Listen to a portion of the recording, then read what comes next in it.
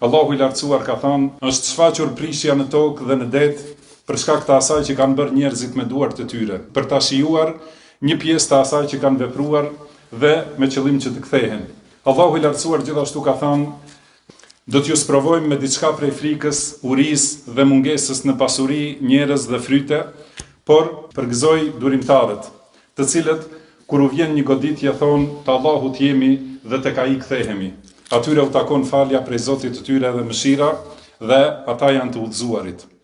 Prandaj secili që është goditur me dhimbje dhe plag, ose që i kanë ardhur sprova dhe brenga, le ta kujtoj fjalën e pejgamberit sallallahu alaihi wasallam: "Çdo herë kur muslimanin e godet lodhje a dhimbje, breng a pikëllim, shqetësim a gajle, madje edhe kur e shpon një gjemb, Allahu i jashlyen me to gjunahet." Transmeton Buhariu dhe Muslimi.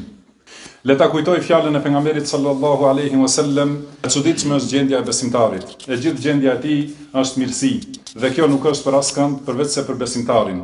Nëse i ndodh një gëzim, e falenderon Allahun dhe kjo është mirë për të, e nëse i ndodh një vështirësi, ai është durimtar dhe kjo është mirë për të." Transmeton Muslimi.